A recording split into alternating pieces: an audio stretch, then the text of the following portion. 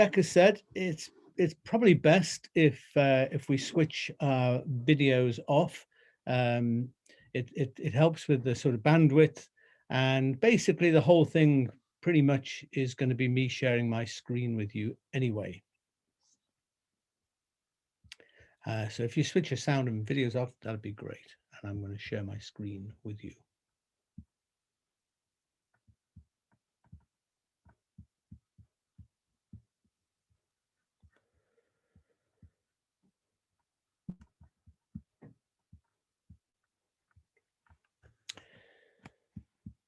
So I hope that you can see and hear me still.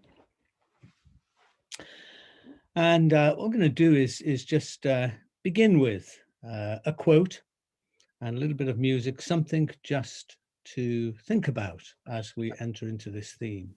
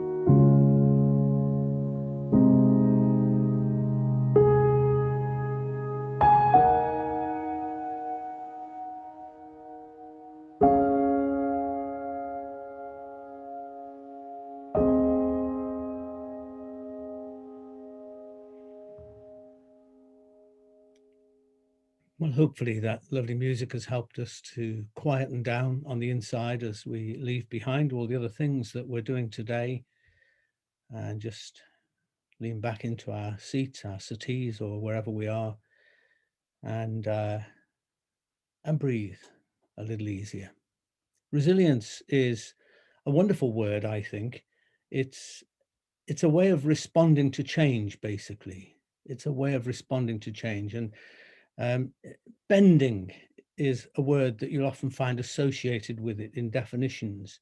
It's bending according to change. It's a quality of pliability, of spirit, really, but of heart and mind too. Resilience is a person's ability to cope with, adjust to, and also recover from various forms of adversity, while at the same time enabling us to learn and grow from what it is that we have experienced. It's the quality that appears to allow some people to survive and bounce back from life's challenges, sometimes enormous challenges that you wouldn't think anyone would survive. but resilience is that quality that enables some of us to do that stronger even than we were before, to have come out of the adversity and the hardship stronger than we were before. I don't think it's something that we are born with. I think it's something that, well, we're born with the capacity for it, shall I say. Rather like a little child, a baby is born with muscles, but most of them can't do very much. They haven't developed, they haven't evolved. And thinking of resilience as being like a muscle is quite helpful, I think. And excuse me, I think that babies are born with a resilience muscle. And it's amazing how quickly children develop that muscle. Sometimes parents and adults around babies and children worry a lot about them, about their safety and how they'll cope with things. And one thing that we all know about children is they do have an amazing ability to bounce back. They do have great resilience. But as we know, if muscles aren't used, they get flabby. I've got a few flabby muscles, I can tell you. And so the muscles cease to have the strength that they once had. And sometimes adulthood is a time when our resilient muscle actually doesn't grow stronger and stronger, but becomes a bit more flabby. So it's a use it or lose it kind of thing, I think. And this picture that we have before us, which is a wonderful picture, isn't it? And if you look on the internet for flowers or plants growing in unusual places, you'll get quite an array of them. It was a job to choose. I liked this one because here's something, the remains of something that kills, that maims, that harms, bullets. And somehow or other this little daisy has found a home in such an adverse environment. And nature teaches us so much about this. I could fill screen after screen of pictures. But there's a few reminders here. We've all seen flowers and plants growing up through cracks in streets and even in the midst of concrete, sometimes actually pushing tarmac up into space because the plant wants to grow through it, weather conditions. Plants survive amazingly through conditions that we would have thought would have killed them off. The picture in the top right corner is from Australia, where, of course, we associate many of the bushfires, but there are fires happening more and more around the world these days. And the beauty of this is how nature comes back, bounces back. I like the little picture in the bottom right corner of the web because webs are such amazing things, aren't they? And I think spiders have got enormous resilience because the number of times we sweep aside their webs and they just go and grow them again. And they just come back again and again and again. And so I think what we are aware of is the increasing human impact, which is the most challenging thing to nature today. Climate change, pollution, so many things which are humanly induced, some of which are creating such adversity and harm to the natural world that some parts of it can't fight back. Species are going extinct. Some things can't be changed. And that's so sad and so challenging to us. But ultimately, I think nature itself will survive. Whether we humans will survive all that's coming with the climate crisis, I don't know. God only knows. But I think we're the ones who are likely to go extinct rather than this whole wonderful planet, which is such a place of resilience. And through the pandemic, we've had the blessing of being surrounded by nature and spending more time in nature, and how wonderfully that has helped us to find our own resilience.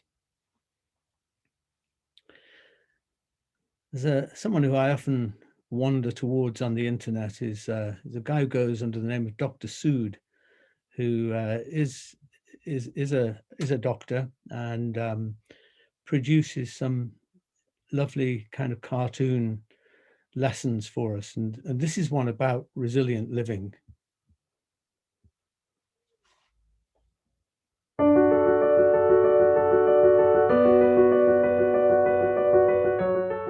Since the early 1900s, many scientists opine that some phenomena don't follow a straight line. With no pressure, no challenge, life gets to be boring. We wander into distractions, find ourselves snoring. Excessive load and pressure, however, isn't what I desire. They hurt my back and morale and douse the creative fire. I need challenge, I need pressure that is just about right, so I don't get bored and jaded, nor weary or too tight. With 50 user IDs to remember, a question my mind asks: how do I deal with daily deadlines, little control, countless undone tasks? Each day is a struggle, I'm barely getting by. I risk burnout and illness, even an early goodbye. Prioritize, simplify, delegate, better manage your day. To lower my stress, that is certainly one way. Is there anything else I can do since little is left to snip? Can't I bolster my strength so nothing I need to clip? I indeed have another option to lift my every experience. That option is to smartly choose a life of resilience. Resilience trains my brain. Resilience helps my intention to enhance my creativity, positivity, and attention. With resilience, I bounce back faster, better heal my pain. I'm happier, more productive, get more mileage from my brain. Friends, resilience is your inner strength that helps you withstand and bounce back from adversity, as well as prevent and grow from life's hardships. Your happiness and resilience depends on 3 key factors. Number 1, your genes. Number 2, your life situation. And number 3, the choices you make. While you can't pick your genes and have limited control over your life situations, you can choose your thoughts, words, and actions that help you be more resilient. Self-awareness, authentic presence, a can-do attitude, gratitude, compassion, acceptance, nurturing relationships, finding deeper meaning, and a spiritual anchor. These are the 9 pillars that support your resilience. For more information about resilient living, check out stressfree.org.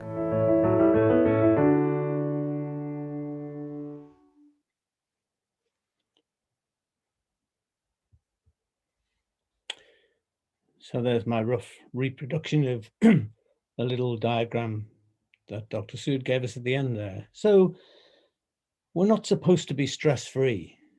That would be to be dead, to be not alive. To be alive in the world is to experience stress.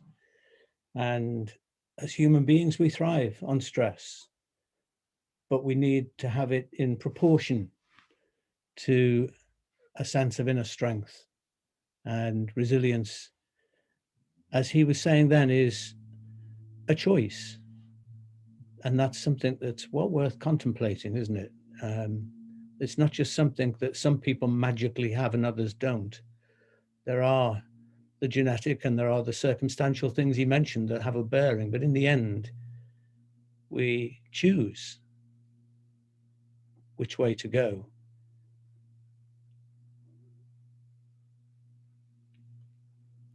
So whilst you're contemplating that, these are some lines from the wonderful hymn writer, Katy Perry, on resilience. Through the cracks. There's a quote here. It says, resilience is different to being numb. You know, sometimes we can go through situations and we get through them by just numbing out, really. But resilience means that you experience the adversity, you feel, you fall, you fail, you hurt. But it's about the keeping going. It's about the bouncing back. I don't think that resilient means denying reality. Resilience is the capacity, but as we've heard, it's also the choice to look pain or despair or crisis full in the face, but just keep going. And we've been challenged with that during this past year, and it's not over yet. Certainly not. Far from over in many other parts of the world. And I'm constantly challenged to, as I enjoy the sense that, increasingly the sense that we're on a good track here in the United Kingdom, and there's sort of optimistic feelings, but I'm constantly challenged. And of course, we've had all those images on our screens from India over the past week or two, but other parts of the world too, where,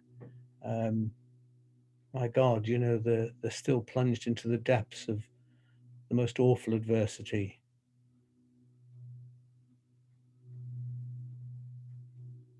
We're facing a crisis beyond the pandemic that we've been able in some ways to sort of lose sight of, really, the whole climate crisis and perhaps other personal crises that we're going through.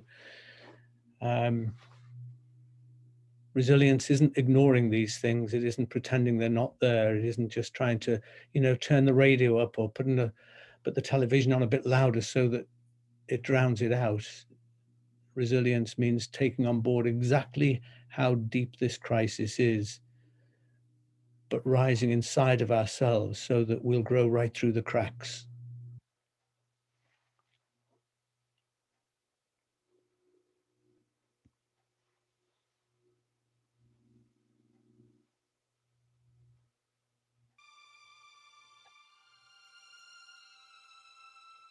Stand up to the fury. Let the torrents rage. Keep things moving forward. Stand firm and turn the page. It's just part of the story. A challenge to be won. A dragon for the slaying. So as to meet the morning sun. Tomorrow brings another, and more each passing day. It's about how we get through it. It's how we find a way. This strength reveals resilience to deal with what lies in store, facing each day's challenge and coming back for more.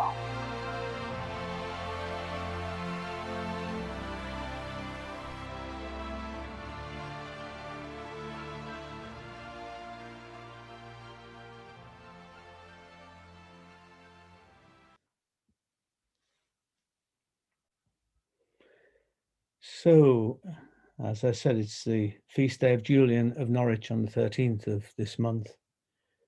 This is a wonderful icon, I think, by Robert Lentz, who's a Franciscan icon writer whose work I completely adore.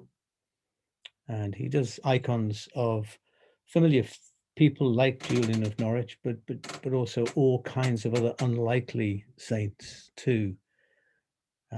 But this image has such warmth to it, I think. Julian of Norwich with her cat that she famously had with her in her seclusion. Julian was an anchorite. It's not the same as a hermit, but someone who had this, she had a hut, a cell attached to the church. So she had one window open into the sanctuary of the church so she could participate in worship. And the other window was to the outside world. I think that Julian of Norwich, someone has said that she could be the patron saint of our pandemic. I think that I see her definitely as a patron saint of resilience. She certainly can be seen as an inspirational model during the pandemic. Her words, famous words, all will be well, all will be well, all manner of things will be well, is a favorite saying, of course, for many people. Julian herself experienced and understood pandemics. Living in the 14th century, she lived through many rounds of the Black Death, the bubonic plague, and faced immeasurable suffering within and around her. History tells us that 50% at least of the European population, of our population here, died during the bubonic plague. Julian probably lost half of the people that she knew and to whom she was closest.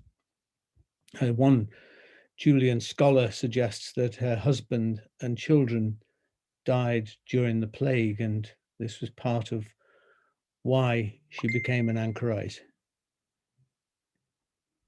It was really a sort of form of self-quarantine, really. That's maybe quite a helpful way to think about it. 40 years worth, actually, of quarantine. She wasn't, as I say, a hermit. The window open to the outside world allowed her to accept freshly baked bread and to share honey from the hives that she kept. She provided consolation and advice to struggling villagers who constantly, in a stream, came to see her for wisdom, for prayers, for support. A window, as I say, into the church kept her on the schedule of prayers and routine in the church. So she really epitomized this balance of contemplation and action, the sort of thing that I always look to Thomas Merton to find inspiration in. And I think the greatest contemplatives were never people who cut themselves off from the world. There was always a window or a door to the outside world. A pandemic stirred Julian in the face her whole life. Some people think that her illness actually was as a result of the plague. Who knows? But she grew up with death and fear all around her, and yet she was able to say, all will be well, all manner of things will be well. And of course, it reminds us too of our own patron saint at St. Ethelburga's, the great lady herself, Ethelburga, who went into a community with other people, brothers and sisters, to pray and to seek God. But when the plague came to their area of the country, they faced the choice of whether to pull back into the seclusion and the safety of their communal home or to open the doors. And she gave her community the choice. We can stay in here and pray for the people outside, or we can open the doors and let them in or go out and be part of their pain. And to me, it's never one or the other. You know, I think that many people have driven themselves perhaps to an early grave, certainly to many mental health problems through just pouring their lives out in trying to meet the needs of others without finding a source of input, a source of enrichment for themselves. The contemplative, the mindfulness, as we now often call it, is a necessary source of fuel for resilience. But resilience is there not as something that we keep hidden away in our own little cell. It's something that we open the windows and the doors and share with those outside. Of course, she was also famous for her vision about the hazelnut. And in this, she says, he showed me a little thing, the quantity of a hazelnut, just something small, lying in the palm of my hand, as it seemed. And it was as round as any ball. I looked upon it with the eye of my understanding and thought, what may this be? And it was answered generally thus, it is all that is made. I marveled how it might last, for I thought it might suddenly have fallen to nothing for littleness. And I was answered in my understanding, it lasts and ever shall, for God loves it, and so have all things their beginning by the love of God. In this little thing, I saw three properties. The first is that God made it, the second, that God loves it, and the third, that God keeps it. lovely thing holding something so small in the palm of your hand and realizing her vision that this was the world, that the world is such a vulnerable place, and yet it has a future because God's love surrounds the world, surrounds us. So Julian went through dark times outside and around her, but also within. But she found the resilience to allow that darkness to be, as one poet puts it, a bell tower. And it's the poem by Rilke that actually was the other great inspiration for these things here today.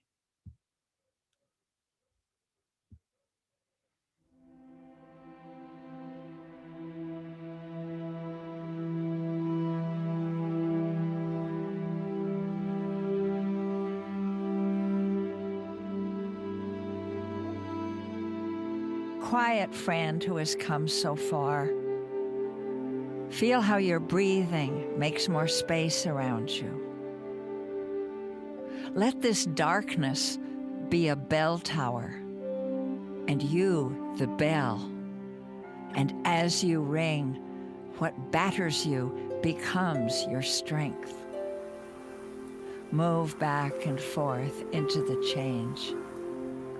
What's it like, this intensity of pain? If the drink is bitter, turn yourself to wine. In this uncontainable night, be the mystery at the crossroads of your senses, the meaning discovered there. And if the world shall cease to hear you, say to the silent earth, I flow, and to the rushing water speak, I am.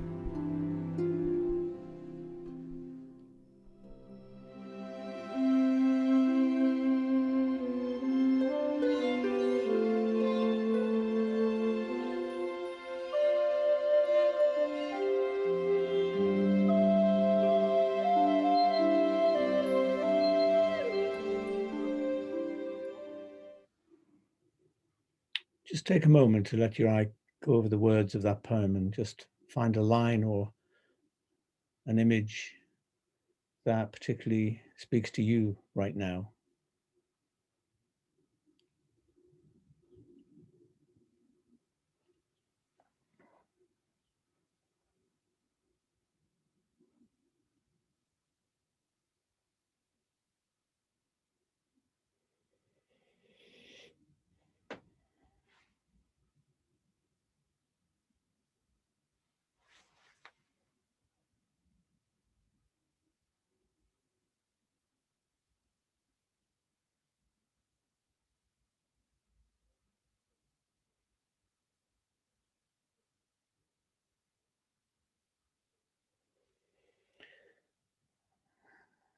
I particularly love that line, if the drink is bitter, turn yourself to wine. Be the wine in your bitter situations.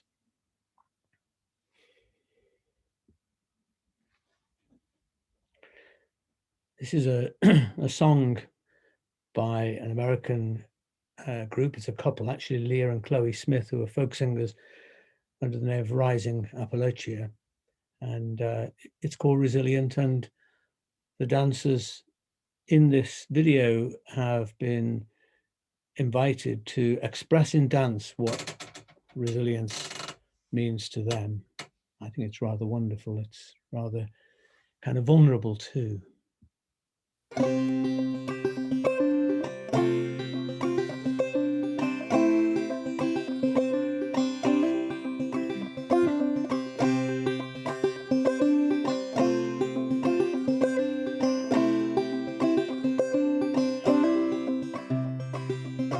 I am resilient, I trust the movement, I negate the chaos, uplift the negative. I'll show up at the table again and again and again. I'll close my mouth and learn to listen. Whoa, whoa, oh, oh. Whoa, whoa, oh, oh. Whoa,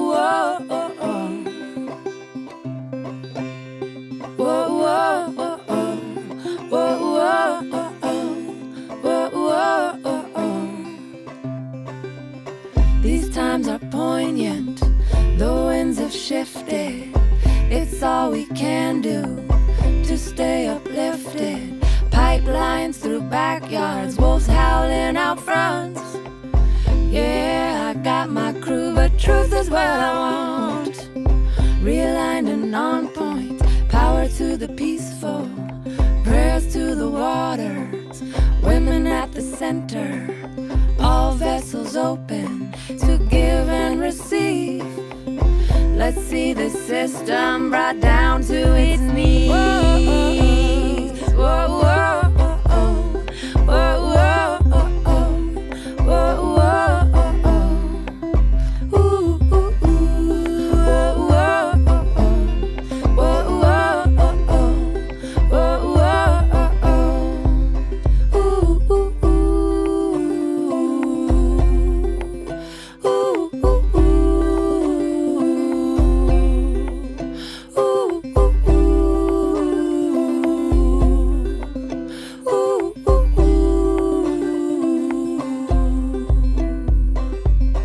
I'm made of thunder, I'm made of lightning, I'm made of dirt, yeah, made of the fine things. My father taught me that I'm a speck of dust and this world was made for me. So let's go and try our luck, said I've got my roots down, down, down, down, down, down, down, down, down deep.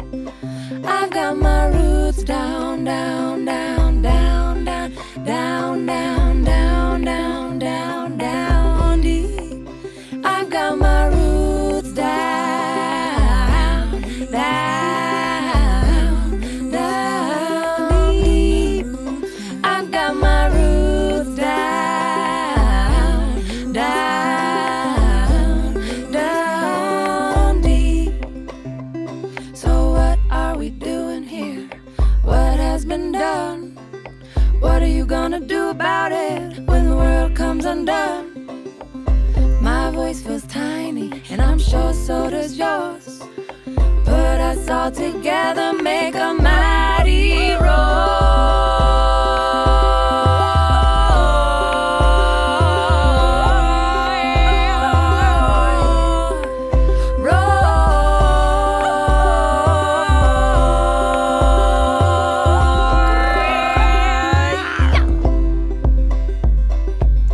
I am resilient, I trust the movement, I negate the chaos, uplift the negative.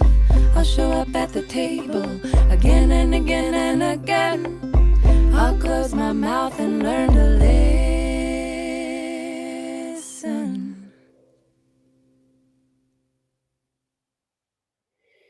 Bet you never saw anything quite like that in church. Beautiful, beautiful song and movement. You know, it's all really comes back to this thing of roots, doesn't it? That was what you kept hearing there, you know, about having deep roots. And in times of adversity and testing and difficulty, it's roots that enable the tree to be able to bend rather than be just blown over. And that takes us back to the things we had at the beginning from Dr. Sood, really, about, you know, the roots of relationships and feeding and nurturing the relationships that are like the earth that we're planted in.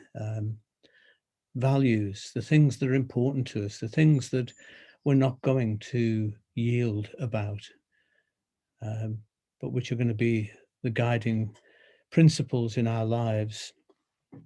So we're going to light a candle now. If you've got a candle handy, you can do that, but I'll light one for you here. And whilst we do this, I'm just inviting you to take a moment and think about people you know who are needing a little bit of resilience right now, need some support,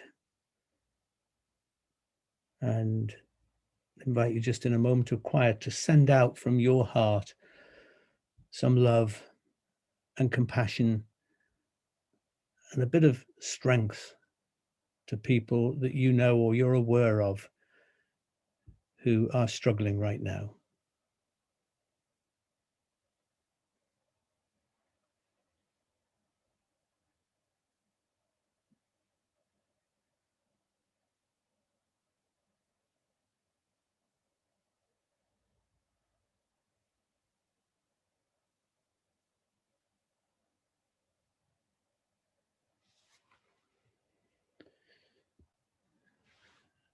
And you may like to join me in saying it's our Holy Shed version of the Serenity Prayer. God grant me the serenity to live fully and generously through circumstances I cannot control. Hope to keep on imagining better times for myself and the world. And courage to change what I can instead of simply leaving it to others. As I said at the start, we're not born with a whole stack of resilience, but we are born with the capacity to develop resilience. We've got the resilient muscle there, needing to be exercised and used to develop. The pandemic has given us many stories of resilience. We've seen a few resilient muscles flexed, definitely in the NHS and the frontline services of people who've been there when we've needed them, some of them in the most hellish of circumstances, especially in those hospitals that were awash not just with physical pain and suffering, but with an emotional burden that was almost too much to bear.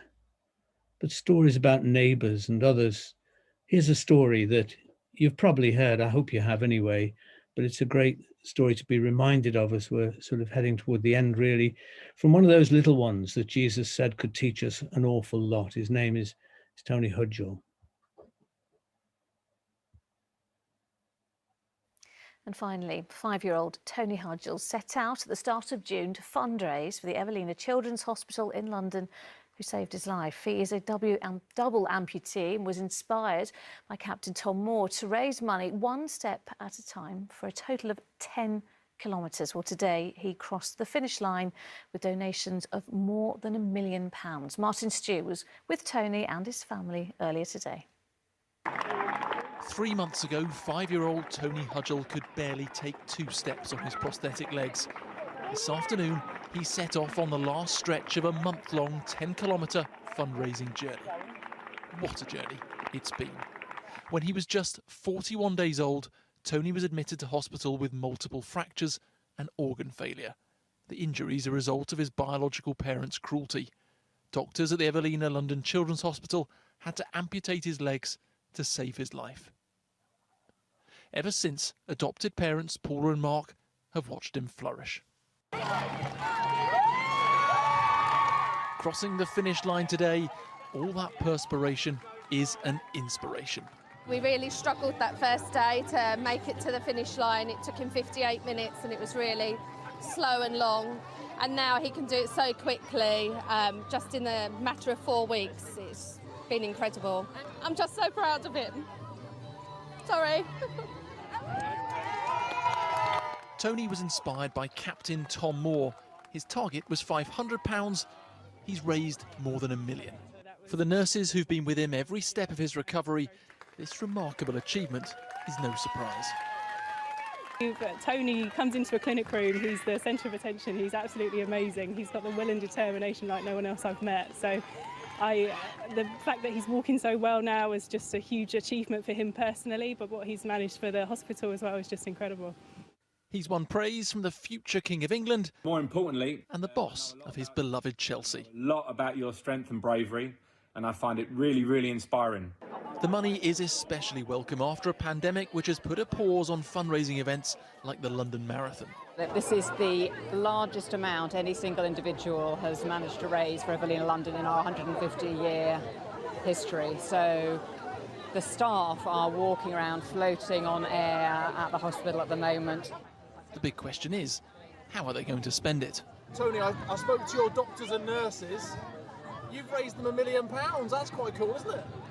Yeah. What do you want to buy them? Ooh. How about some sweets? Yeah.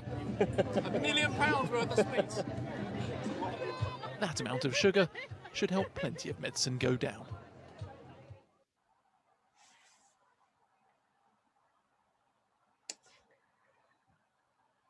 So just want to leave you with one last wonderful song by Carrie Newcomer.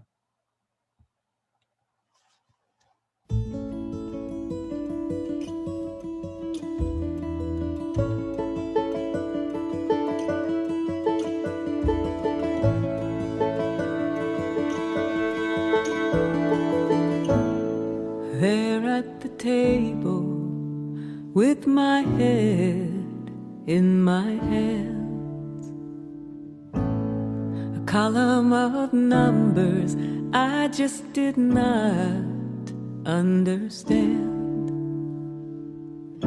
You said add these together, carry the two. Now you can do this hard thing.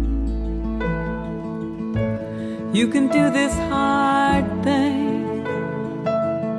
It's not easy, I know, but I believe that it's so. You can do this hard thing. At a cold winter station, breathing into our gloves, it would change me forever, leaving for God knows what. You carried my bags, you said I'll wait for you. You can do this hard thing. You can do this hard thing. It's not easy, I know, but I believe that it's so. You can do this hard thing. Late at night I called, and you answered the phone. The worst it had happened, and I did not want to be alone. You quietly listened, you said we'll see this through. You can do this hard thing. You can do this hard thing. It's not easy, I know, but I believe that it's so. You can do this hard thing.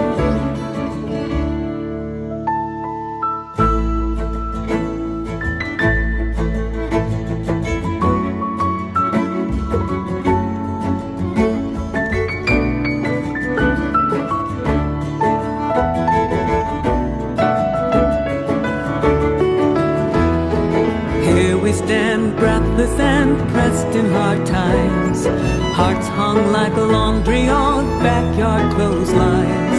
Impossible just takes a little more time.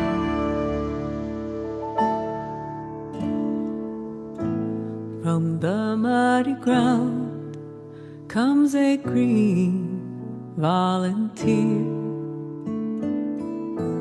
In a place we thought barren, new life appears. Morning will come whistling some comforting tune for you. You can do this hard thing. You can do this hard thing. It's not easy, I know, but I believe that it's so. You can do this hard thing.